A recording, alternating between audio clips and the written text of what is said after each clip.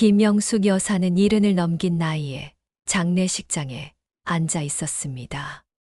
70년이 넘는 세월을 살아오면서 수많은 이별을 겪어왔지만 이번만큼은 달랐습니다. 자식을 먼저 보내는 일, 그것은 세상에서 가장 견디기 힘든 고통이었습니다. 눈앞에는 하얀 국화꽃들이 차갑게 늘어서 있었고 영정 속에는 아들의 미소 짓는 얼굴이 있었습니다. 48밖에 안 된 아들이 심장마비로 세상을 떠났다는 사실은 아직도 실감나지 않았습니다. 민호야, 엄마가 먼저 가야 하는데 이게 무슨 꼴이냐. 영숙 여사는 속으로 수십 번 되뇌었지만 가슴을 짓누르는 슬픔은 가시지 않았습니다. 어제까지만 해도 전화로 엄마 건강하세요라고 말하던 그 목소리가 아직도 귓가에 맴돌았습니다. 장례식장은 조문객들로 북적였습니다. 아들이 평소 성실하게 살아온 덕분에 직장 동료들, 친구들, 이웃들이 많이 찾아왔습니다. 사람들은 조문을 오가며 고개를 숙였고 영숙 여사는 기계처럼 절을 받았습니다. 고인의 명복을 빕니다. 너무 일찍 가셨네요. 어머님, 힘내세요. 같은 말들이 반복됐지만 영숙 여사의 귀에는 제대로 들어오지 않았습니다. 그저 고개를 끄덕이고 손을 잡아주는 사람들에게 감사 인사를 할 뿐이었습니다. 그런데 그 와중에도 눈길을 끄는 이가 있었으니 바로 며느리였습니다. 며느리 윤정은 검은 한복 차림으로 분주히 움직였습니다. 조문객들을 맞이하고 음식을 나르고 장례 절차를 챙기는 모습이 한없이 바빠 보였습니다. 언뜻 보면 상을 당한 가족으로서 최선을 다하는 것처럼 보였습니다. 하지만 영숙 여사의 예리한 눈에는 이상한 점들이 포착되고 있었습니다. 윤정의 얼굴에는 눈물보다 스마트폰 불빛이 더 자주 비쳤습니다. 조문객이 와서 인사를 할 때도, 음식을 준비할 때도, 심지어 영정 앞에서 절을 올릴 때도 틈틈이 휴대폰을 확인했습니다. 뭐가 그렇게 급한 일이 있을까? 영숙 여사는 속으로 의아해했습니다. 남편이 세상을 떠난 지 이틀밖에 되지 않았는데 그렇게 바쁠 일이 있을까요? 더욱 이상한 것은 윤정의 표정이었습니다. 슬픔에 잠긴 표정이라기보다는 무언가를 계산하는 듯한 차가운 눈빛이었습니다. 가끔 휴대폰을 보며 짧게 웃음을 터뜨리기도 했는데 그 모습을 본 조문객들은 고개를 갸우뚱했습니다. 저게 정말 상주가 맞나? 남편 장례식에서 저런 태도라니. 뭔가 이상하지 않아? 조문객들 사이에서 수군거리는 소리가 들려왔습니다. 영숙 여사는 그 소리에 귀가 뜨거워졌습니다. 아들의 장례식에서 이런 소리를 듣다니 가슴이 답답해졌습니다. 특히 영숙 여사를 당황스럽게 한 것은 윤정이 조문객들과 대화하는 방식이었습니다. 어머니, 많이 힘드시겠어요. 고인이 평소 어머님을 얼마나 아꼈는지. 조문객이 위로의 말을 건네면 윤정은 대답했습니다. 네, 그렇죠. 하지만 이제 저희가 현실적인 문제들을 해결해야 해요. 남편이 갑자기 가니까 정리할 일이 한두 가지가 아니에요. 위로를 받는 자리에서 현실적인 문제라니. 영숙 여사는 그 말에 섬뜩함을 느꼈습니다. 더욱 충격적인 것은 윤정이 아들의 직장 동료들과 나누는 대화였습니다. 민호 형이 보험은 얼마나 들어두셨어요? 퇴직금은 언제 나오나요? 집 명의는 어떻게 되어 있는지 혹시 아세요? 동료들은 그런 질문에 당황해하며 애매하게 답했습니다.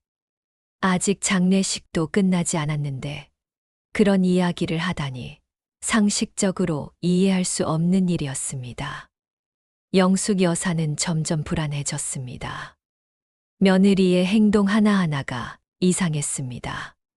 슬픔보다는 계산이 앞서는 것 같았고, 남편을 잃은 아내라기보다는 무언가를 노리는 사람처럼 보였습니다. 그런 중에 더욱 충격적인 장면을 목격했습니다. 윤정이 장례식장 구석에서 누군가와 통화하는 모습이었습니다. 목소리를 낮춰 말하고 있었지만 영숙 여사의 귀에는 몇 마디가 들려왔습니다. 응, 오빠. 이제 될 것 같아. 예상보다 일이 빨리 풀릴 것 같아. 그 순간 영숙 여사의 등골이 서늘해졌습니다. 아들의 장례식장에서 일이 빨리 풀린다는 말이라니. 도대체 무슨 일을 말하는 걸까요? 조문객들도 윤정의 이상한 행동을 눈치채기 시작했습니다. 저 며느리, 뭔가 이상하지 않아요? 남편 장례식에서 저렇게 바쁠 일이 뭐가 있다고. 표정도 너무 담담한 것 같고. 속삭이는 소리들이 장례식장을 채웠습니다. 영숙 여사는 수치심과 분노가 동시에 밀려왔습니다. 아들의 마지막 길을 이런 식으로 보내야 한다니. 그런데 정말 충격적인 일은 저녁 무렵에 벌어졌습니다. 조문객이 많이 빠져나간 후 윤정은 영숙 여사에게 다가와 말했습니다. 어머님, 너무 힘드시죠? 하지만 이제 현실을 받아들이셔야 해요. 민호 오빠가 갔으니까 앞으로 우리가 살 길을 찾아야 하거든요. 살 길이라니 무슨 소리야? 어머님, 세상이 각박해요. 감정만으로는 살 수 없어요. 민호 오빠도 우리가 현실적으로 생각하기를 바라실 거예요. 영숙 여사는 며느리의 차가운 말투에 소름이 돋았습니다. 아들이 세상을 떠난 지 이틀도 안 되어서 하는 말치고는 너무 냉정했습니다. 정아, 너 지금 무슨 생각을 하고 있는 거니? 별 다른 생각 없어요. 그냥 우리 앞으로 어떻게 살아야 할지 고민하는 거예요.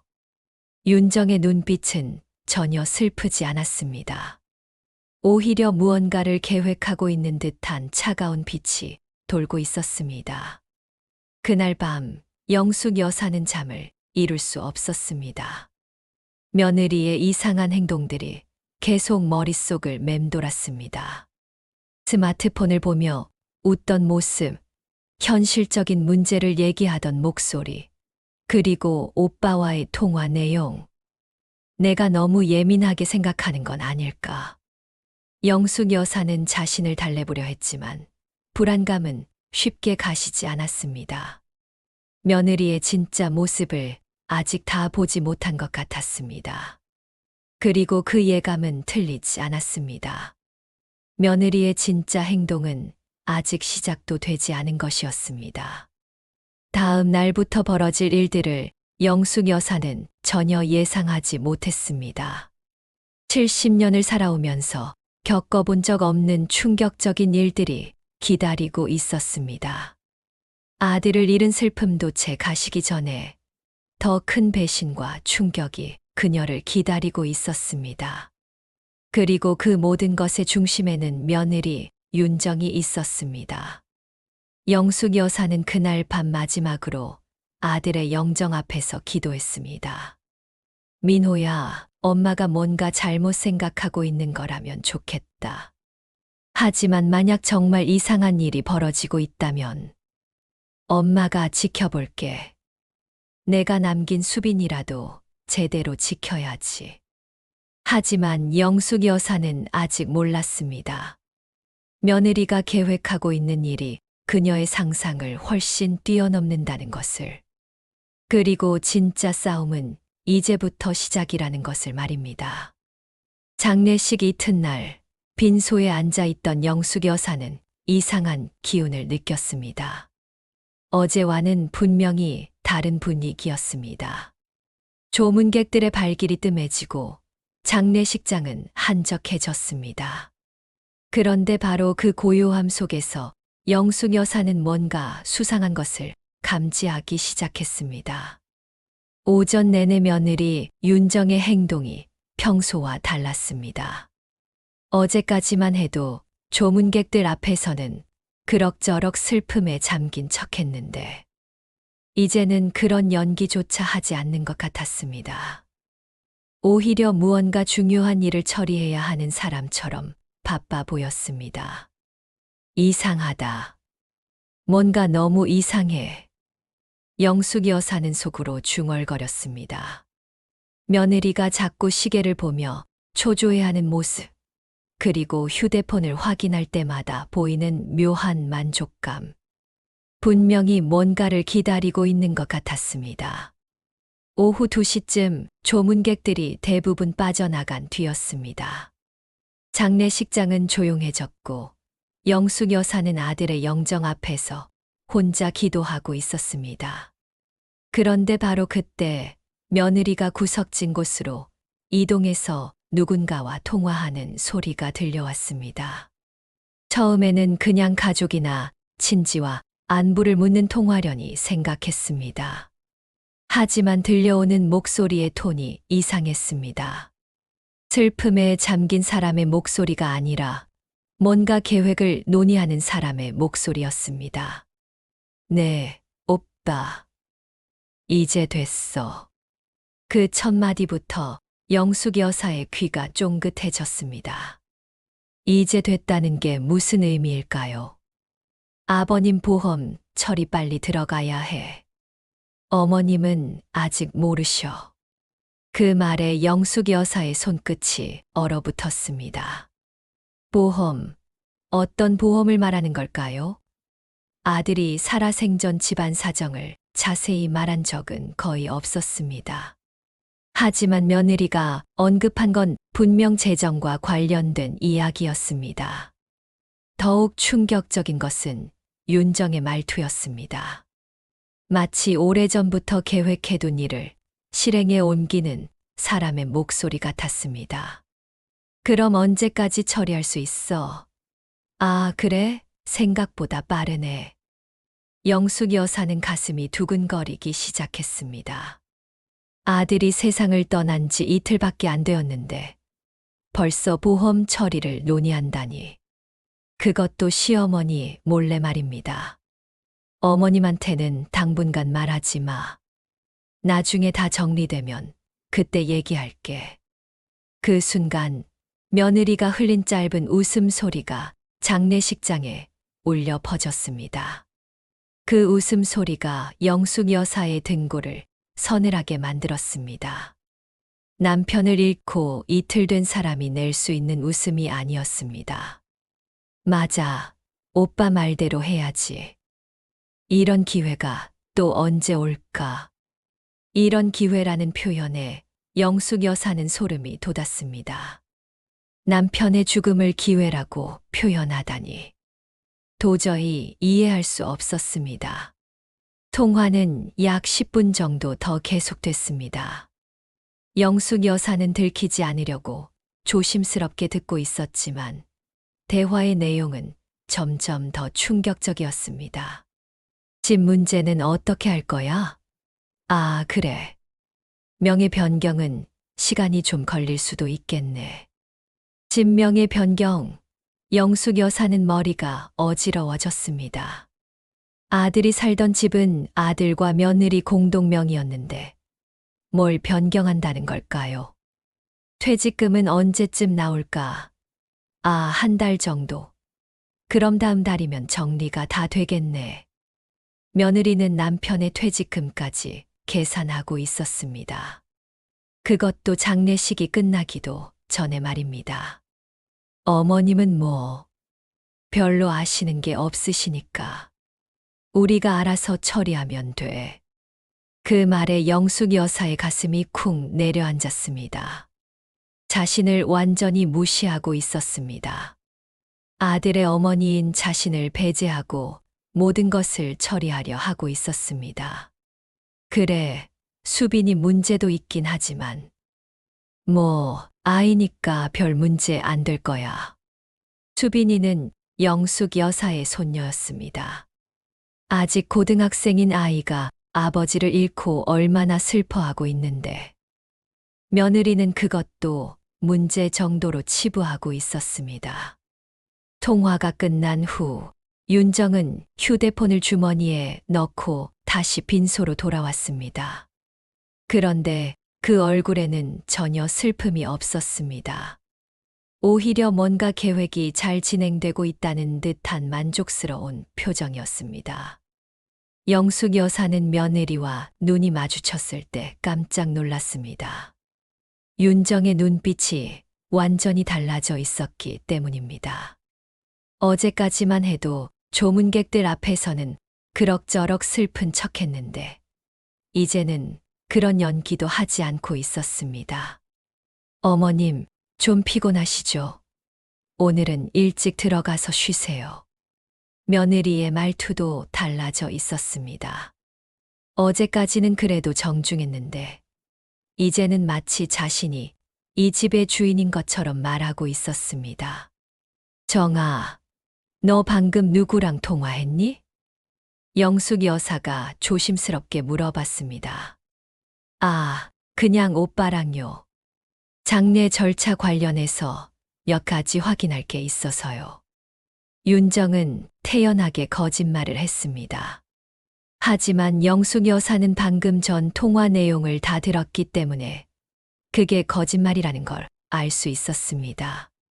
그런데 무슨 보험 이야기를 하던데 영숙 여사가 떨리는 목소리로 물어봤습니다.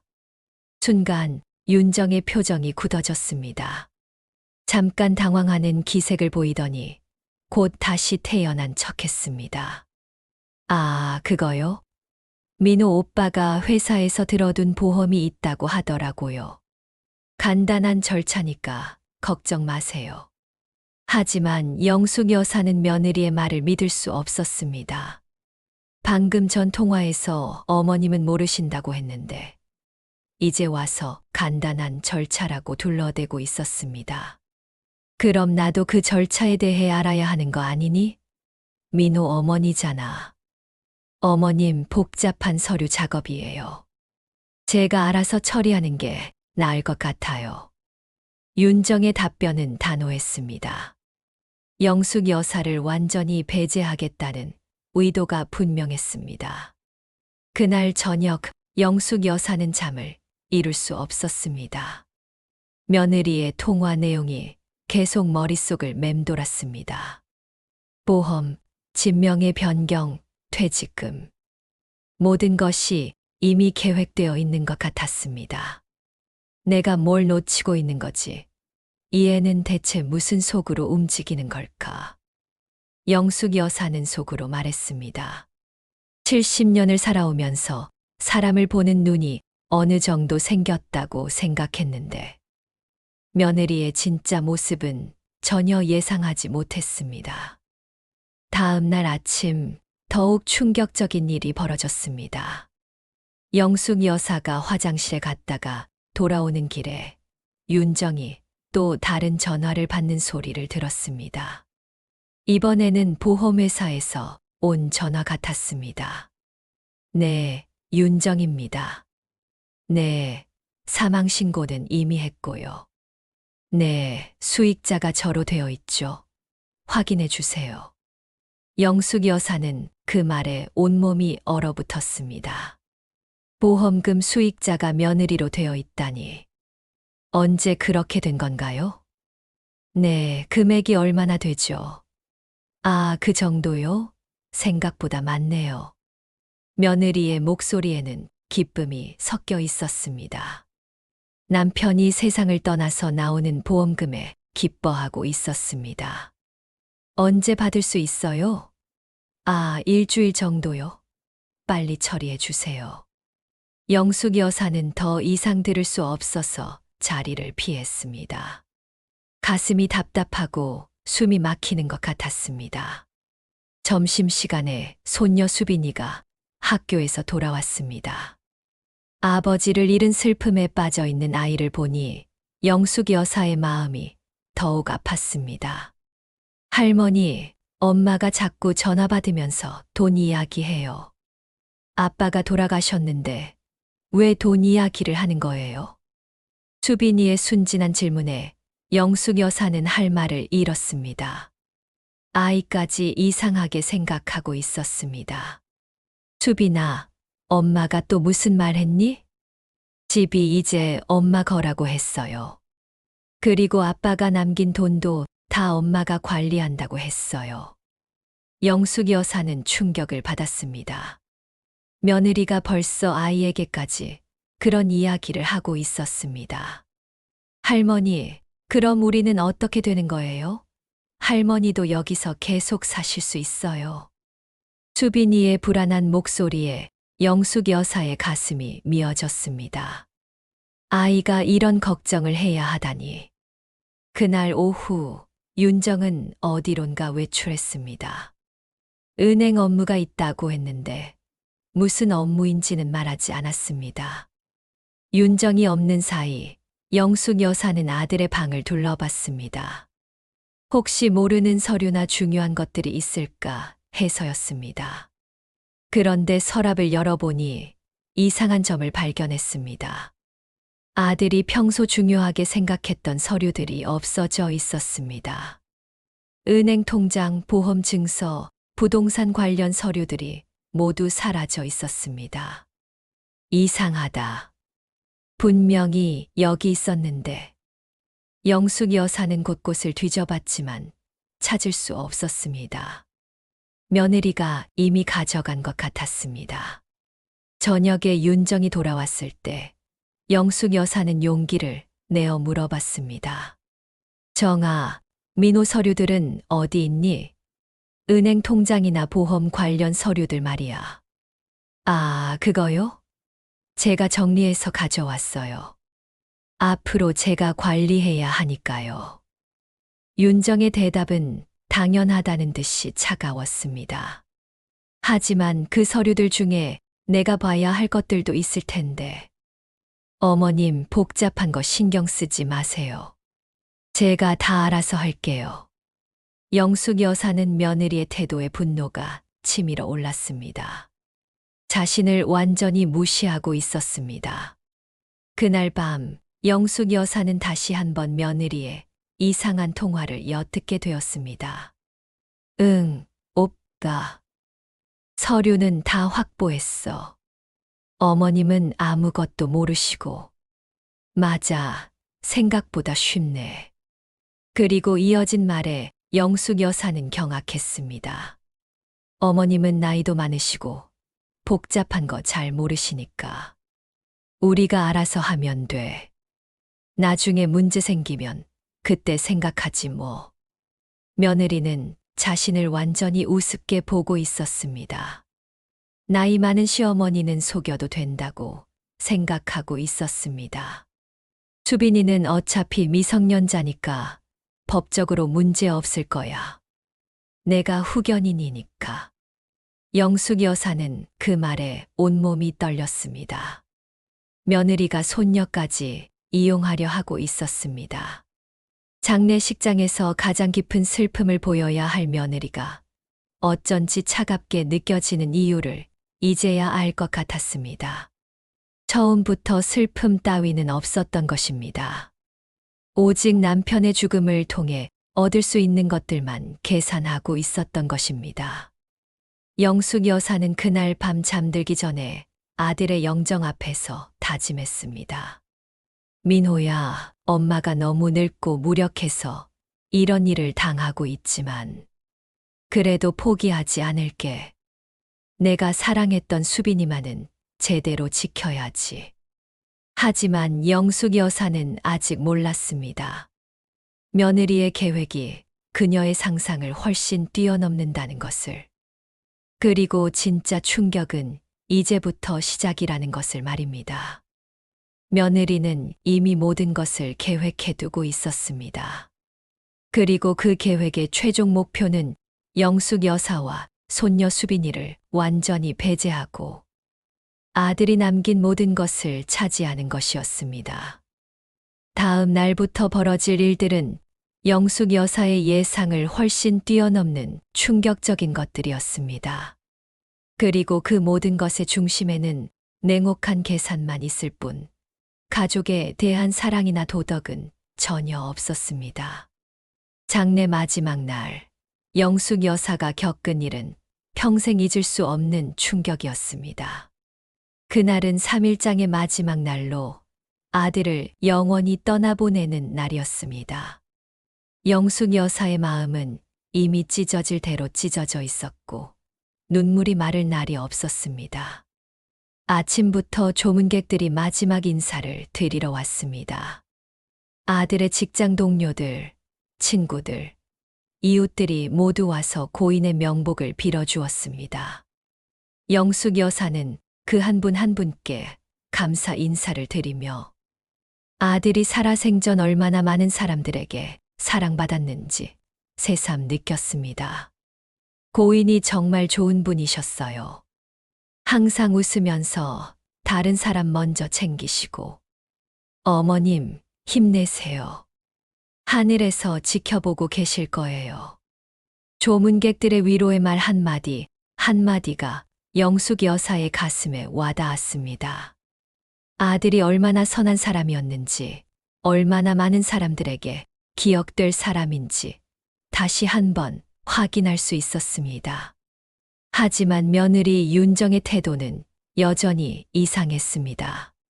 조문객들 앞에서는 그럭저럭 예의를 차리는 척했지만 그마저도 형식적이었습니다. 진심 어린 슬픔이나 감사의 마음은 전혀 느껴지지 않았습니다. 오히려 윤정은 계속해서 시계를 보며 초조해하고 있었습니다. 마치 이 모든 장례 절차가 빨리 끝나기를 바라는 것 같았습니다. 그리고 틈틈이 휴대폰을 확인하며 무언가를 기다리고 있는 듯 했습니다. 오후 2시쯤 발인을 앞두고 마지막으로 영정 앞에서 예를 올리는 시간이었습니다. 영숙 여사는 아들의 사진을 바라보며 오열했습니다. 이제 정말 마지막이라는 생각에 가슴이 미어졌습니다. 민호야, 엄마가 너를 이렇게 보내야 하다니. 정말 미안하다. 영숙 여사의 울음소리가 장례식장 전체에 울려 퍼졌습니다. 주변 사람들도 모두 눈물을 글썽였습니다. 어머니가 자식을 잃은 슬픔이 얼마나 깊은지 모든 사람이 느낄 수 있었습니다. 그런데 바로 그때 며느리가 조문객들이 보는 앞에서 영숙 여사에게 크게 화를 냈습니다. 어머님, 제발 손님 앞에서 우는 소리 좀 하지 마세요. 분위기 다 흐려지잖아요. 그 말이 떨어지는 순간 장례식장 전체가 순간 얼어붙었습니다. 조문객들은 믿을 수 없다는 표정으로 윤정을 바라봤습니다. 어머니가 아들을 잃고 우는 것을 분위기를 흐린다고 말하다니 상식적으로 이해할 수 없는 일이었습니다. 사람들은 속삭이기 시작했습니다. 세상에, 남편 장례식장에서 저게 할 소리야? 시어머니가 아들 잃고 우는 게 당연한 거 아닌가? 어머니 마음은 누가 위로해 주나? 저런 며느리 처음 봐. 조문객들의 시선이 모두 윤정에게 집중됐습니다. 그 시선들은 대부분 비난과 불쾌감을 담고 있었습니다. 누구나 이해할 수 있는 상황에서 저런 말을 하다니 도저히 용납할 수 없다는 표정들이었습니다. 영숙 여사는 그 자리에 얼어붙었습니다. 70년을 살아오면서 이런 모욕을 당해본 적이 없었습니다. 자식을 잃은 어머니의 눈물을 분위기를 흐린다고 말하다니 가슴이 터질 것 같았습니다. 하지만 더욱 충격적인 것은 며느리의 눈빛이었습니다. 영숙 여사는 윤정의 눈빛에서 묘한 확신을 읽었습니다. 마치 이제부터는 내 세상이라고 선언하는 듯 했습니다. 더 이상 시어머니 눈치를 볼 필요가 없다는 듯한 당당함이 있었습니다. 정아, 너 지금 뭐라고 한 거니? 영숙 여사가 떨리는 목소리로 물었습니다. 어머님, 저는 그냥 현실적으로 말씀드린 거예요. 손님들 앞에서 너무 감정적으로 하시면 다들 곤란해 하시잖아요. 윤정의 대답은 더욱 충격적이었습니다. 조문객들 앞에서 시어머니를 공개적으로 모독하고 있었습니다. 주변에 있던 고인의 직장 동료 한 분이 참다 못해 끼어들었습니다. 아니, 이게 무슨 소리입니까? 어머니가 아들 잃고 우시는 게 뭐가 잘못됐다고. 어른들 일에 끼어들지 마세요. 윤정은 그분에게도 차갑게 대답했습니다. 조문객들은 더욱 경악했습니다. 저 사람 정말 이상해. 남편 죽고 저렇게 변하나? 뭔가 계산적이야. 속삭임들이 여기저기서 들려왔습니다. 영숙 여사는 수치심에 얼굴이 화끈거렸습니다. 아들의 장례식에서 이런 망신을 당하다니. 그 후 발인 절차가 진행됐지만 분위기는 완전히 어색해졌습니다. 조문객들은 하나둘 자리를 떠났고 그들의 표정에서는 윤정에 대한 불쾌감을 숨기지 않았습니다. 화장장에서의 마지막 절차도 윤정은 형식적으로만 참여했습니다. 영숙 여사와 손녀 수빈이가 오열하는 동안 윤정은 계속 휴대폰을 확인하며 시간을 재고 있었습니다. 이제 됐네. 윤정이 중얼거리는 소리가 들렸습니다. 영숙 여사는 그 말에 소름이 돋았습니다. 남편의 시신이 화장되는 순간에 이제 됐다고 말하다니. 장례식이 모두 끝나고 집으로 돌아온 후 윤정의 태도는 완전히 달라졌습니다. 더 이상 예의를 차릴 필요도 없다는 듯이 본색을 드러내기 시작했습니다. 어머님, 이제 정리할 일이 많아요. 앞으로 어떻게 살아갈지 계획을 세워야죠. 무슨 계획? 현실적인 문제들이요. 집 문제, 돈 문제, 수빈이 문제. 다 정리해야죠.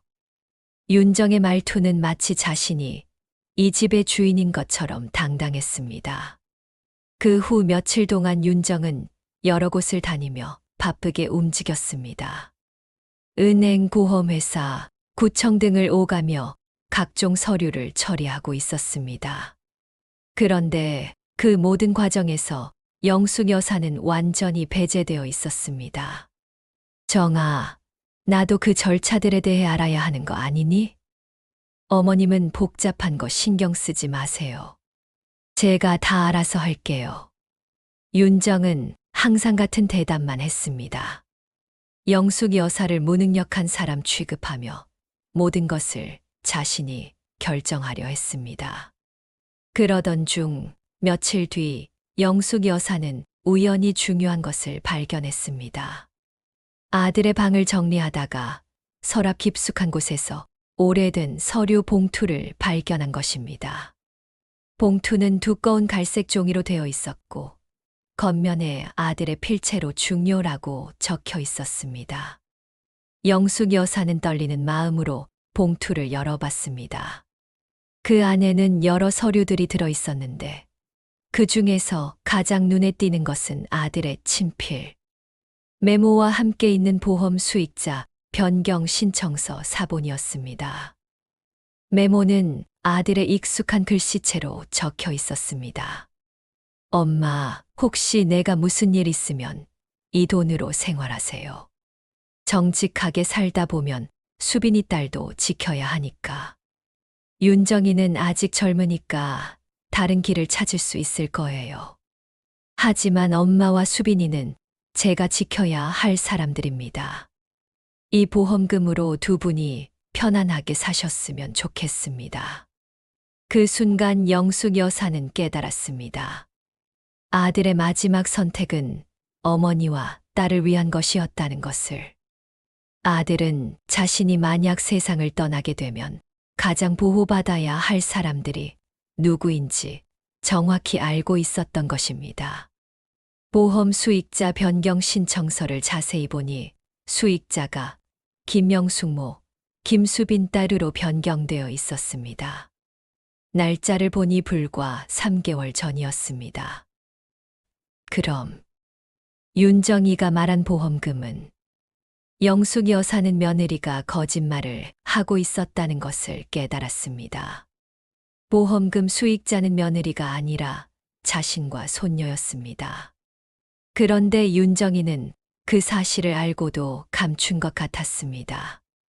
메모 뒷면에는 추가로 적힌 글이 있었습니다. 엄마, 제가 만약 못 돌아오면 이 서류를 꼭 확인해 보세요. 그리고 윤정이가 뭔가 이상한 말을 하면 이 서류를 보여주세요. 법적으로 문제없도록 모든 걸 정리해 뒀습니다. 영숙 여사의 손이 떨렸습니다. 아들이 이미 며느리의 성격을 파악하고 있었다는 뜻이었습니다. 그리고 만약의 경우를 대비해 모든 것을 준비해 둔 것이었습니다. 봉투 안에는 다른 서류들도 있었습니다. 집 지분에 관한 서류, 은행 예금에 관한 서류, 그리고 유언장까지 있었습니다. 유언장에는 이렇게 적혀 있었습니다. 저 김민호는 정신이 온전한 상태에서 다음과 같이 유언합니다. 제가 소유한 모든 재산은 어머니 김영숙과 딸 김수빈에게 상속합니다. 집의 경우 어머니와 딸이 평생 거주할 수 있도록 하며 아내 윤정에게는 별도의 정착금을 지급합니다. 영숙 여사는 아들의 치밀함에 놀랐습니다. 모든 것을 법적으로 문제없도록 정리해 둔 것이었습니다. 그런데 윤정이는 이 모든 사실을 알고도 감추고 있었습니다. 아니, 더 나아가 거짓으로 자신이 모든 것을 상속받은 것처럼 행동하고 있었습니다. 영숙 여사는 분노가 치밀어 올랐습니다. 아들이 세상을 떠나자마자 이런 짓을 하다니. 장례식장에서 보여준 모든 행동들이 이제야 이해됐습니다. 윤정이 휴대폰으로 오빠와 나눈 대화, 보험 처리를 서두르는 모습, 시어머니를 무시하는 태도. 모든 것이 계획된 것이었습니다. 영숙 여사는 서류들을 다시 봉투에 넣고 안전한 곳에 숨겨뒀습니다. 이제 정면 승부를 할 때가 된 것 같았습니다. 그날 저녁 윤정이 또 다른 전화를 받는 것을 들었습니다. 응, 다 끝났어. 보험금도 곧 나올 거고 집명의도 변경 절차 들어갔어. 영숙 여사는 이제 윤정이 완전히 거짓말을 하고 있다는 것을 확신했습니다. 어머님, 뭐 별 문제 안 될 거야. 나이 많으신 분이 복잡한 거 이해하실 리 없고 설사 알아도 법적으로 대응할 능력도 없으시니까. 그 말을 들은 영숙 여사는 온몸이 떨렸습니다. 윤정이 자신을 완전히 우습게 보고 있었습니다. 수빈이는 아직 미성년자니까 내가 후견인으로서 모든 걸 관리할 수 있어. 법적으로 문제 없어. 영숙 여사는 더 이상 참을 수 없었습니다. 손녀까지 이용하려 하다니. 다음 날 아침 영숙 여사는 윤정에게 조용히 말했습니다. 정아, 우리 이야기 좀 하자. 무슨 이야기요? 민호가 남긴 것들에 대한 이야기. 그 순간 윤정의 표정이 미묘하게 변했습니다. 뭔가 들킨 것 같은 표정이었습니다. 어머님, 무슨 말씀이세요? 너 거짓말하고 있는 거 알고 있다. 영숙 여사의 단호한 말에 윤정의 얼굴이 굳어졌습니다. 무슨 거짓말이요? 보험금 수익자, 집 상속, 모든 것 말이야. 윤정은 잠시 당황하는 기색을 보이더니 곧 다시 태연한 척했습니다. 어머님, 무슨 근거로 그런 말씀을? 이것이 근거다. 영숙 여사는 아들이 남긴 서류들을 꺼내 보였습니다. 윤정의 얼굴이 순간 하얗게 질렸습니다. 이걸 어디서? 민호가 남긴 거다. 내가 이런 짓을 할 줄 알고 미리 준비해 둔 것 같구나.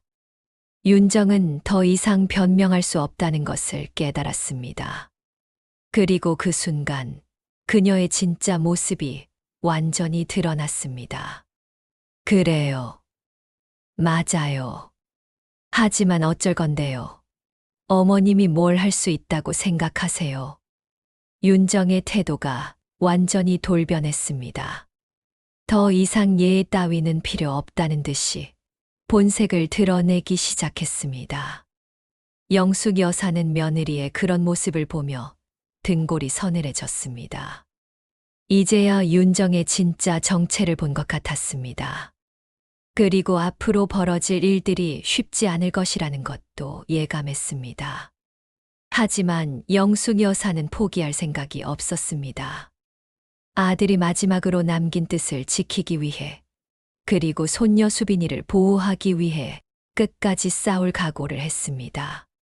장례가 끝난 지 일주일 후 재산 정리를 위해 모든 가족이 모인 자리였습니다.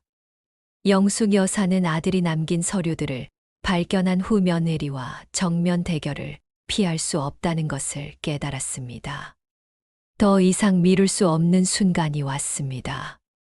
거실 테이블에는 각종 서류들이 놓여 있었습니다. 보험 관련 서류, 부동산 등기부, 은행 통장들. 아들이 평생 모은 재산들을 정리해야 하는 무거운 시간이었습니다. 며느리 윤정은 마치 자신이 이 모든 것의 주인인 것처럼 당당하게 앉아 있었습니다. 손녀 수빈이는 아직 아버지를 잃은 슬픔에서 헤어나지 못해 멍한 표정으로 있었고, 영숙 여사는 가슴이 답답했습니다. 자, 이제 정리를 해봐야겠어요. 윤정이 먼저 입을 열었습니다. 마치 회의를 주재하는 사람처럼 당당한 태도였습니다. 민호 오빠가 갑자기 가셔서 정리할 게 많지만 다행히 제가 미리 알아본 게 있어서 빨리 처리할 수 있을 것 같아요. 영숙 여사는 윤정의 말투에서 이미 모든 것을 자신이 결정하겠다는 의도를 느꼈습니다. 그런데 정아, 이런 중요한 일은 가족이 모두 함께 상의해서 결정해야 하는 거 아니니? 물론이죠, 어머님. 하지만 법적으로는 제가 배우자니까 대부분의 권한이 저에게 있어요. 윤정의 대답은 차갑고 계산적이었습니다. 우선 집부터 얘기해 볼까요? 윤정은 부동산 등기부등본을 꺼내 들었습니다. 집은 제 명의로 돌려야죠. 남편이 살아있을 때 이미 약속했어요. 그 말에 영숙 여사의 가슴이 철렁했습니다. 집까지 빼앗으려 하다니. 무슨 약속? 민호 오빠가 자기한테 뭔 일 생기면 집은 제가 관리하라고 했어요. 수빈이 키우려면 안정적인 주거지가 있어야 하니까요. 윤정은 거짓말을 태연하게 했습니다. 하지만 영숙 여사는 이제 진실을 알고 있었습니다. 그래, 그럼 이건 뭐니? 영숙 여사는 아들이 남긴 메모와 유언장을 꺼내 들었습니다. 내 남편이 마지막으로 남긴 건 약속이 아니라 유언이다. 이 집은 내 손에 남긴 거다. 순간 윤정의 얼굴이 굳어졌습니다. 그 서류들을 본 순간 자신의 거짓말이 들통났다는 것을 깨달았습니다. 그게 뭔데요? 직접 읽어봐라. 영숙 여사는 아들의 메모를 윤정 앞에 내밀었습니다. 윤정은 떨리는 손으로 메모를 읽기 시작했습니다. 메모를 읽어가던 윤정의 얼굴이 점점 하얗게 변해갔습니다. 아들이 모든 것을 어머니와 딸에게 남기겠다고 명시해둔 것을 확인한 것입니다. 이건 윤정은 한동안 말을 잇지 못했습니다. 그러다가 갑자기 얼굴이 굳더니 비웃음을 터뜨렸습니다. 어머님, 세상 물정 모르시나 봐요. 그 비웃음에는 시어머니에 대한 완전한 무시가 담겨 있었습니다. 이런 개인적인 메모가 법적 효력이 있다고 생각하세요? 정식 유언장도 아니고 그냥 메모잖아요. 그럼 이것도 메모니? 영숙 여사는 정식 유언장도 꺼내 보였습니다. 윤정의 얼굴이 더욱 굳어졌습니다. 어머님, 설사 그게 진짜라고 해도 현실을 생각해 보세요. 윤정은 태도를 바꿔 감정에 호소하기 시작했습니다. 전 이제 혼자 아이 키워야 해요. 이 집이라도 있어야 살죠. 어머님은 나이도 많으시고, 나이가 많으면 집에서 쫓겨나야 하나? 그게 아니라, 현실적으로 생각해 보세요. 저는 젊은 여자가 혼자서 아이 키우며 살아야 해요. 어머님보다 제가 더 절실하지 않나요? 윤정의 논리는 뻔뻔했습니다. 자신이 더 필요하니까 남의 것을 가져가도 된다는 식이었습니다. 그럼 민호 아버지가 평생 모은 돈으로 산 이 집을 민호 어머니인 내가 왜 나가야 하는 거니? 어머님, 감정적으로 생각하지 마세요. 저도 이 집에서 살았고 민호 오빠와 함께 가꿔온 집이에요. 얼마나 가꿨다고? 결혼한 지 겨우 몇 년인데? 영숙 여사의 날카로운 지적에 윤정은 말문이 막혔습니다. 어쨌든 법적으로는 제가 배우자니까 상속 우선권이 있어요. 윤정은 계속해서 법을 들먹였습니다. 하지만 영숙 여사도 준비가 되어 있었습니다. 그래, 그럼 이 유언장을 법원에 제출해 볼까? 누가 이기는지 보자. 그 말에 윤정의 얼굴이 더욱 일그러졌습니다. 자신의 계획이 틀어지고 있다는 것을 깨달았습니다. 어머님, 왜 이렇게까지 하세요? 우리 가족끼리 왜 이런 일로 싸워야 해요? 이제 윤정은 가족 감정에 호소하기 시작했습니다. 하지만 이미 늦었습니다. 가족. 내가 가족이라고 생각했으면 장례식장에서 그런 짓을 했겠니? 영숙 여사는 장례식장에서의 모욕을 잊지 않고 있었습니다. 그건 그때 제가 너무 힘들어서. 힘들었으면 더욱 가족끼리 의지했어야지. 왜 나를 무시했어? 윤정은 더 이상 변명할 말이 없었습니다. 그때 지금까지 조용히 있던 손녀 수빈이가 갑자기 입을 열었습니다. 엄마. 수빈이의 목소리는 떨리고 있었습니다. 눈에는 눈물이 가득했습니다. 엄마, 아빠가 남긴 편지 내가 봤어. 그 말에 방 안의 모든 사람이 수빈이를 바라봤습니다. 무슨 편지? 윤정이 당황하며 물었습니다. 아빠가 나한테 남긴 편지. 아빠 책상 서랍에 있었어. 수빈이는 울먹이며 말을 이어갔습니다. 아빠가 할머니랑 나 지켜달라고 했어.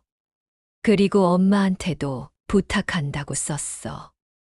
왜 그걸 숨겼어? 그 말에 방 안 공기가 갈라졌습니다. 윤정의 얼굴은 하얗게 질렸고 영숙 여사는 비로소 며느리의 속내가 완전히 드러났음을 느꼈습니다. 수빈아, 그게 정말이니? 영숙 여사가 떨리는 목소리로 물었습니다. 네, 할머니. 아빠가 만약 자기가 못 돌아오면 할머니를 잘 모시고 나를 잘 키워달라고 엄마한테 부탁한다고 썼어요. 수빈이는 눈물을 흘리며 계속 말했습니다. 그런데 엄마는 왜 할머니한테 나가라고 해요? 아빠가 그러면 안 된다고 했는데. 윤정은 완전히 당황했습니다. 아들이 딸에게까지 편지를 남겨뒀다는 것을 몰랐던 것입니다. 수빈아, 그건 아빠가 감정적으로 쓴 거야. 현실은 달라. 아니에요. 아빠가 분명히 써놨어요. 엄마가 할머니를 쫓아내면 안 된다고. 수빈이가 울면서 소리쳤습니다. 그리고 아빠가 모아둔 돈도 할머니랑 나를 위해서 쓰라고 했어요. 엄마 혼자 쓰라고 한 게 아니라고요. 이제 모든 것이 드러났습니다. 아들은 여러 곳에 자신의 뜻을 남겨둔 것이었습니다. 어머니에게는 정식 유언장을, 딸에게는 개인적인 편지를. 수빈아, 그 편지 어디 있니? 영숙 여사가 물었습니다. 수빈이는 자신의 방으로 뛰어가서 편지를 가져왔습니다. 아버지의 친필로 쓰인 편지였습니다. 우리 사랑하는 딸 수빈아. 아빠가 만약 너와 함께하지 못하게 되면 할머니를 잘 모시고 엄마와 함께 살아야 해. 엄마에게는 할머니를 잘 모시고 우리 수빈이를 잘 키워달라고 부탁할 거야. 그리고 아빠가 모아둔 돈은 할머니의 생활비와 수빈이의 교육비로 써야 해. 우리는 가족이니까 서로 돕고 살아야 해. 편지를 읽은 영숙 여사의 눈에도 눈물이 났습니다. 아들이 얼마나 가족을 생각했는지 느낄 수 있었습니다. 윤정은 이제 더 이상 변명할 수 없다는 것을 깨달았습니다. 모든 증거가 자신에게 불리했습니다. 그래도 저는 과부가 되어서 혼자 살아야 해요. 어머님보다 제가 더 어려운 상황이에요. 윤정은 마지막까지 자신의 입장을 고수했습니다. 어려우면 일을 하든지 다른 방법을 찾으면 되잖니. 왜 남의 것을 빼앗으려 해? 남의 것이 아니라 제 남편이 남긴 거잖아요. 내 남편이 누구한테 남겼는지 여기 다 써 있잖니. 영숙 여사는 서류들을 윤정 앞에 내던졌습니다. 윤정은 잠시 말이 없었습니다. 그러다가 갑자기 태도를 바꿨습니다. 알겠어요. 그럼 법원에 가죠. 누가 이기는지 보자고요. 그래, 가자. 영숙 여사도 물러서지 않았습니다. 하지만 법정에서 싸우는 동안 저는 어디서 살라고요? 수빈이는 어떻게 키우고요? 그건 내가 알아서 해야지. 왜 그걸 내가 책임져야 해? 정말 매정하시네요. 아들 잃고 며느리까지 내쫓으시는 거예요. 윤정은 이제 피해자 코스프레를 시작했습니다. 내가 언제 너를 내쫓았니? 내가 나를 내쫓으려 했지. 저는 그냥 현실적인 방안을 제시한 거예요. 현실적인 방안. 시어머니를 길거리에 내쫓는 게 현실적인 방안이니? 영숙 여사의 목소리가 높아졌습니다. 그때 수빈이가 다시 입을 열었습니다. 엄마, 이제 그만해요. 아빠가 뭐라고 했는지 알잖아요. 수빈아, 넌 아직 어려서 몰라. 세상이 얼마나 어려운지. 저는 아빠 말씀이 맞다고 생각해요. 할머니랑 같이 살고 싶어요. 수빈이의 단호한 말에 윤정은 충격을 받은 듯 했습니다. 수빈아, 너 지금 엄마보다 할머니를 선택하는 거야? 저는 아빠 말씀을 따르는 거예요. 가족이 함께 살아야 한다고 했으니까요. 윤정은 이제 완전히 고립되었습니다. 시어머니도 딸도 모두 자신을 등지고 있었습니다. 좋아요. 알겠어요. 윤정은 갑자기 냉정해졌습니다. 그럼 정말 법원에서 봅시다. 그리고 그동안 저는 제 친정에 가 있을게요. 그렇게 해라. 영숙 여사도 단호하게 대답했습니다. 하지만 수빈이는 제가 데려갈 거예요. 제가 친권자니까. 안 돼요. 수빈이가 소리쳤습니다. 저는 할머니랑 있을 거예요. 수빈아, 넌 미성년자야. 엄마 말을 들어야 해. 윤정은 강압적으로 나왔습니다.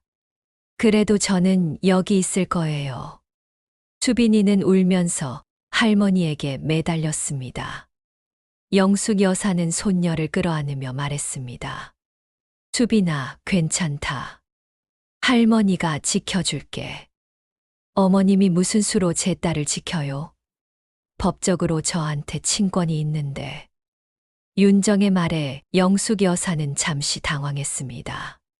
법적으로는 윤정의 말이 맞았기 때문입니다. 하지만 영숙 여사는 포기하지 않았습니다. 그럼 법원에서 친권도 다투자. 내가 수빈이를 제대로 키울 수 있는지 보자. 뭐라고요? 장례식장에서 시어머니를 모욕하고 남편이 남긴 유언을 무시하고 거짓말로 재산을 가로채려 한 사람이 아이를 제대로 키울 수 있겠니? 영숙 여사의 날카로운 지적에 윤정은 할 말이 없었습니다. 그리고 수빈이가 누구를 선택하는지도 중요하지. 아이가 엄마를 거부하는데 강제로 데려갈 거니? 윤정은 이제 완전히 궁지에 몰렸습니다.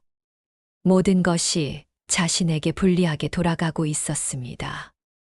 알겠어요. 정말 끝까지 가봅시다. 윤정은 마지막으로 악독한 표정을 지으며 말했습니다. 하지만 후회하실 거예요. 저는 젊고 시간도 많아요. 끝까지 싸울 수 있어요. 나도 마찬가지다. 아들이 남긴 뜻을 지키기 위해서라면 끝까지 싸울 거다. 영숙 여사도 물러서지 않았습니다. 그날 이후 정말로 법정 공방이 시작됐습니다. 영숙 여사는 변호사를 구해서 아들의 유언장과 각종 증거들을 제출했습니다. 윤정도 자신만의 변호사를 구해서 맞섰습니다. 하지만 증거는 명확했습니다. 아들이 남긴 유언장, 딸에게 보낸 편지, 그리고 보험 수익자 변경 서류까지. 모든 것이 아들의 진짜 뜻을 보여주고 있었습니다. 윤정의 거짓말과 기만, 그리고 장례식장에서의 비도덕적 행동들도 증인들의 증언으로 드러났습니다. 결국 법원은 아들의 유언을 인정했고 집과 재산의 상당 부분이 영숙 여사와 손녀에게 돌아갔습니다. 윤정은 분노했지만 이미 모든 것이 늦었습니다. 그녀의 탐욕과 거짓말이 모든 것을 망쳐버린 것입니다. 마지막 법정에서 판사는 이렇게 말했습니다. 고인의 뜻이 명확히 드러나 있고 유언의 효력도 인정됩니다. 또한 미성년자인 손녀의 의사도 중요하게 고려되었습니다. 윤정은 그 자리에서 완전히 무너졌습니다. 자신의 계획이 완전히 실패한 것을 깨달았습니다. 하지만 영숙 여사는 승리감보다는 씁쓸함을 느꼈습니다. 가족이 이렇게 갈라져야 했다는 현실이 안타까웠습니다. 그리고 수빈이를 바라보며 다짐했습니다. 아들이 마지막으로 맡긴 이 아이만은 제대로 키워야겠다고. 결국 법적 절차까지 이어졌습니다. 영숙 여사와 윤정 사이의 갈등은 더 이상 가족 내에서 해결될 수 없는 지경에 이르렀습니다. 양측 모두 변호사를 선임하고 법정에서 진실을 가리기로 했습니다. 법정 공방 과정은 길고 고통스러웠습니다. 영숙 여사는 70세가 넘은 나이에 법원을 오가야 했고 복잡한 법적 절차들을 이해하기 위해 많은 노력을 기울여야 했습니다. 하지만 그녀는 포기하지 않았습니다. 아들의 마지막 뜻을 지키고 손녀를 보호하기 위해서였습니다. 첫 번째 법정 출석일, 영숙 여사는 떨리는 마음으로 증인석에 섰습니다. 판사 앞에서 자신의 아들이 어떤 사람이었는지, 그리고 며느리가 어떤 행동을 했는지 차근차근 증언했습니다. 판사님, 제 아들은 평생 정직하게 살았습니다. 그리고 가족을 무엇보다 소중히 여겼습니다. 아들이 남긴 유언장과 편지들을 보시면 아시겠지만 아들의 마지막 걱정은 저와 손녀의 앞날이었습니다. 영숙 여사의 목소리는 떨렸지만 또렷했습니다. 며느리는 장례식이 끝나자마자 아들이 남긴 뜻을 무시하고 모든 재산을 자신의 것으로 만들려 했습니다. 심지어 장례식장에서 제가 우는 것조차 못마땅하게 여겼습니다. 법정에는 장례식에 참석했던 조문객들도 증인으로 나왔습니다. 그들은 하나같이 윤정의 비상식적인 행동을 증언했습니다. 며느리가 장례식장에서 시어머니에게 우는 소리 하지 말라고 한 것을 직접 들었습니다. 모든 조문객들이 충격을 받았습니다. 장례식 다음 날부터 며느리가 보험 처리며 재산 정리를 서두르는 모습을 봤습니다.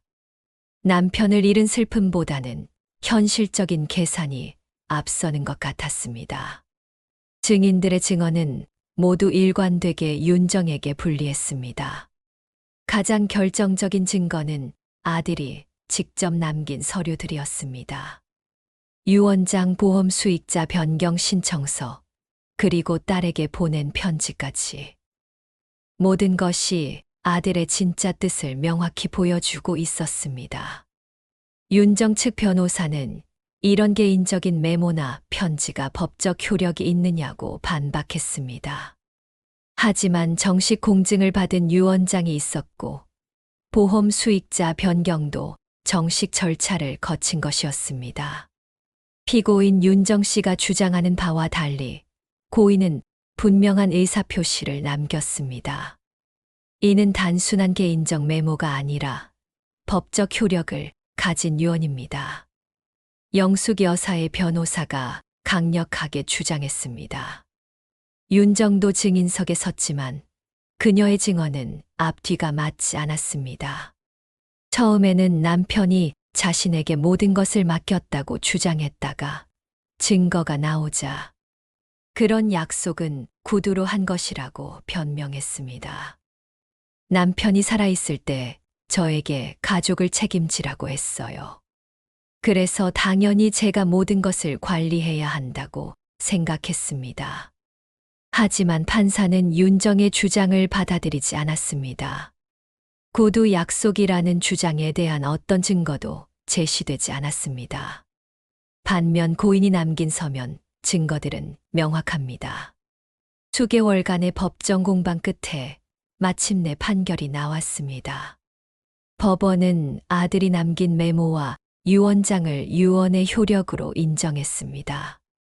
집과 보험금 일부는 어머니와 손녀에게 돌아갔습니다. 윤정에게는 일정한 정착금만 지급되었습니다. 판결문을 읽는 판사의 목소리가 법정에 울려 퍼졌습니다. 고인 김민호 씨의 유언 의사는 명확하며 이를 뒷받침하는 충분한 증거가 있습니다. 따라서 유언의 효력을 인정하여 상속 재산을 분할합니다. 그 순간 영숙 여사는 안도의 눈물을 흘렸습니다. 아들의 마지막 뜻이 지켜진 것입니다. 하지만 윤정은 분노했습니다. 법정에서 그녀는 울분을 터뜨렸습니다. 이건 공평하지 않아요. 저는 젊은 과부가 되어서 혼자 살아야 해요. 나이 많은 시어머니보다 제가 더 절실하다고요. 하지만 그 순간 이미 사람들의 시선은 그녀에게서 멀어져 있었습니다. 법정에 있던 모든 사람들이 윤정을 차가운 시선으로 바라봤습니다. 장례식장에서 보인 태도, 시어머니에 대한 무례함, 그리고 진실을 숨기고 거짓말로 재산을 가로채려 한 행동들.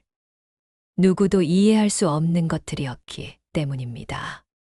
법정을 나서면서 영숙 여사는 복잡한 심정이었습니다. 승리했지만 기쁘지만은 않았습니다. 가족이 이렇게 갈라져야 했다는 현실이 안타까웠습니다. 할머니, 이제 정말 끝났어요? 손녀 수빈이가 조심스럽게 물었습니다. 응, 수빈아. 이제 끝났어. 그럼 엄마는? 수빈이는 여전히 어머니를 걱정하고 있었습니다. 아무리 나쁜 일을 했어도 자신을 낳아준 어머니였기 때문입니다. 엄마도 새로운 시작을 해야겠지. 우리는 우리대로 살아가고. 영숙 여사는 손녀의 머리를 쓰다듬었습니다. 그 후 윤정은 정착금을 받고 집을 떠났습니다. 마지막까지 영숙 여사에게 원망의 말을 남겼지만 영숙 여사는 더 이상 대답하지 않았습니다. 이미 모든 것이 끝났기 때문입니다. 윤정이 떠난 후 집은 한적해졌습니다. 영숙 여사와 수빈이 두 사람만 남았습니다. 처음에는 어색했지만 시간이 지나면서 두 사람은 서로에게 의지하며 살아가기 시작했습니다. 영숙 여사는 작은 방 한쪽에 아들의 사진을 두고 매일 기도했습니다. 아침에 일어나면 가장 먼저 아들의 사진 앞에 서서 하루를 시작했습니다. 아들아, 내가 남긴 건 돈이 아니라 진실이었구나. 그리고 그 진실은 결국 내 딸의 마음을 지켰다. 아들의 사진을 바라보며 영숙 여사는 깊은 깨달음을 얻었습니다.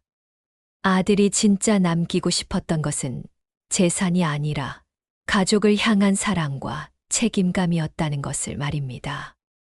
수빈이는 처음에는 부모가 모두 없는 상황을 받아들이기 어려워했습니다.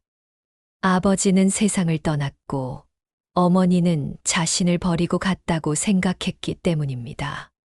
하지만 할머니와 함께 지내면서 점차 마음의 안정을 찾아갔습니다. 영숙 여사는 손녀를 위해 최선을 다했습니다. 학교 일부터 시작해서 진로 상담까지 부모 역할을 대신했습니다. 할머니, 제가 할머니한테 짐이 되는 건 아닐까요? 어느 날 수빈이가 걱정스럽게 물었습니다. 무슨 소리야, 수빈아. 너는 할머니에게 가장 소중한 사람이야. 내 아빠가 할머니에게 맡겨준 보물이고. 영숙 여사는 손녀를 꽉 안아주었습니다. 할머니, 우리 이제 둘이서라도 웃으면서 살아요. 아빠가 원한 건 그거니까. 수빈이가 환한 미소를 지으며 말했습니다. 그 미소를 보는 순간 영숙 여사는 모든 고생이 보상받는 느낌이었습니다. 계절이 바뀌어 봄이 왔습니다. 창밖에는 봄비가 조용히 내리고 있었습니다. 영숙 여사는 창가에 앉아 빗소리를 들으며 지난 일들을 되돌아봤습니다. 아들의 갑작스러운 죽음, 며느리의 배신, 법정에서의 힘든 싸움. 모든 것이 악몽 같았지만 결국 진실이 승리했습니다. 영숙 여사는 비로소 가슴 깊이 깨달았습니다. 사람의 진심은 언젠가 드러난다. 아무리 숨겨도 결국 빛은 어둠을 이긴다. 윤정이 아무리 교묘하게 거짓말을 하고 진실을 감추려 했지만 결국 모든 것이 드러났습니다. 아들의 진실한 마음, 가족을 향한 사랑, 그리고 올바른 가치관이 결국 승리한 것입니다. 수개월 후 영숙 여사는 우연히 윤정의 소식을 들었습니다. 윤정은 정착금으로 작은 가게를 차렸지만 잘 되지 않아서 어려움을 겪고 있다고 했습니다. 주변 사람들도 그녀의 과거 행동을 알고 있어서 냉대하고 있다고 했습니다. 영숙 여사는 그 소식을 들으며 복잡한 심정이었습니다. 미워할 수도 있었지만 한편으로는 안타까운 마음도 들었습니다. 할머니, 엄마 소식 들으셨죠? 수빈이도 어머니의 근황을 들은 것 같았습니다. 응, 들었어. 할머니는 어떻게 생각하세요? 글쎄, 내 엄마도 나름 힘들었을 거야. 하지만 그렇다고 해서 잘못된 방법을 택해서는 안 되는 거지. 영숙 여사는 신중하게 대답했습니다. 사람은 어려울 때 진짜 모습이 드러나는 법이야. 내 엄마는 어려운 상황에서 이기적인 선택을 했고 그 결과를 자신이 감당해야 하는 거지. 그럼 엄마를 용서할 수 있어요? 용서와 있는 것은 다른 거야, 수빈아.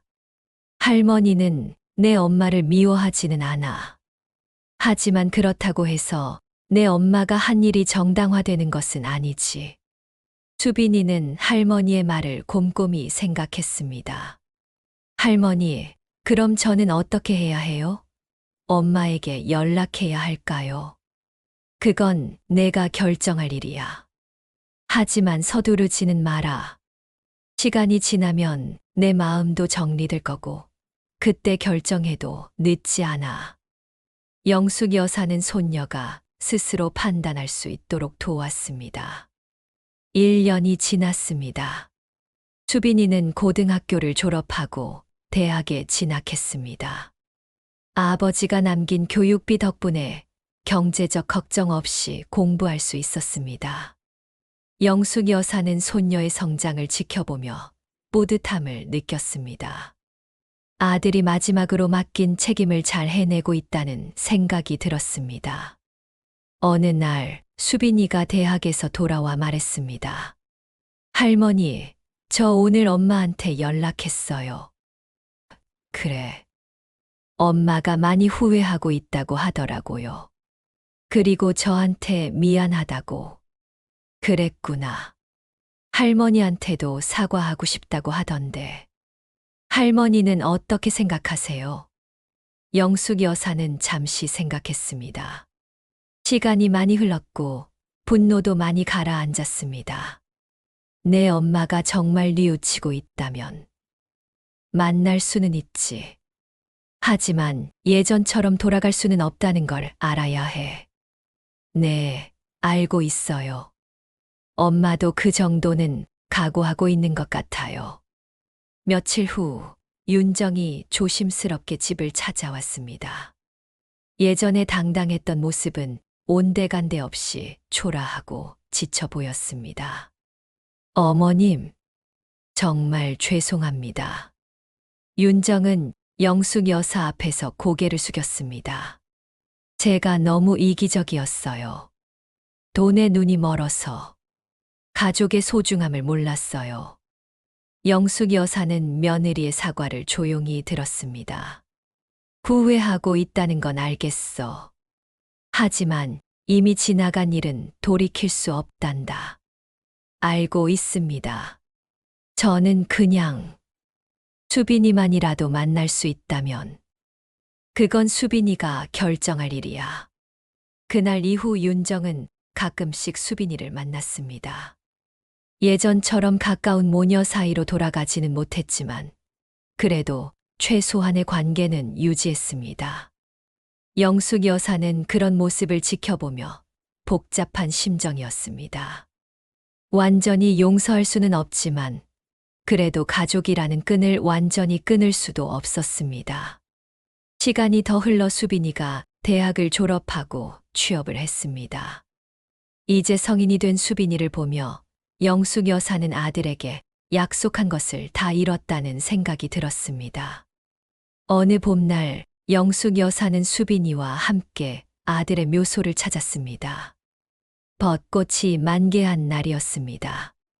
아빠, 할머니가 저를 정말 잘 키워주셨어요. 아빠가 원하신 대로 할머니를 잘 모시고 열심히 공부해서 좋은 직장도 구했어요. 수빈이가 아버지 묘 앞에서 말했습니다. 그리고 할머니께 정말 감사하다는 말씀도 전해드리고 싶어요. 아빠가 할머니를 잘 키우셨구나 하고 생각하실 만큼 할머니는 훌륭한 분이세요. 영숙 여사는 손녀의 말을 들으며 눈물이 났습니다. 아들이 자랑스러워할 만한 딸로 키운 것 같아 뿌듯했습니다. 묘소를 나서면서 영숙 여사는 지난 몇 년을 되돌아봤습니다. 힘들고 고통스러운 시간들이었지만 결국 의미 있는 시간들이었습니다. 며느리의 탐욕과 거짓 때문에 힘들었지만 그 과정에서 가족의 진짜 의미를 깨달을 수 있었습니다. 그리고 손녀와의 관계도 더욱 깊어졌습니다. 무엇보다 아들의 마지막 뜻을 지켜낼 수 있었다는 것이 가장 큰 위로였습니다. 집으로 돌아가는 길에 영숙 여사는 마음속으로 다짐했습니다. 앞으로 남은 시간 동안 손녀와 함께 행복하게 살겠다고. 그리고 아들이 남긴 사랑의 유산을 잘 지켜나가겠다고 말입니다. 이 이야기는 시니어 여러분께 몇 가지 중요한 교훈을 전합니다. 장례식조차 재산과 욕망의 무대가 될 수 있다는 현실을 보여줍니다. 가장 숭고해야 할 순간에도 인간의 탐욕이 끼어들 수 있다는 것입니다. 그러나 결국 남는 것은 돈이 아니라 가족의 진심과 기억이라는 것을 깨닫게 해줍니다. 아무리 많은 재산이 있어도 진실한 마음이 없다면 아무 의미가 없습니다. 시니어 시청자들에게 전하고 싶은 메시지는 이것입니다. 당신의 눈물이 헛되지 않습니다. 진심은 끝내 드러나고 상처 난 자리에도 희망은 자랍니다. 어려운 상황에서도 포기하지 말고 옳은 것을 위해 끝까지 싸우라는 용기를 주고 싶습니다. 그리고 가족의 진짜 의미가 무엇인지 다시 한번 생각해보는 기회가 되기를 바랍니다.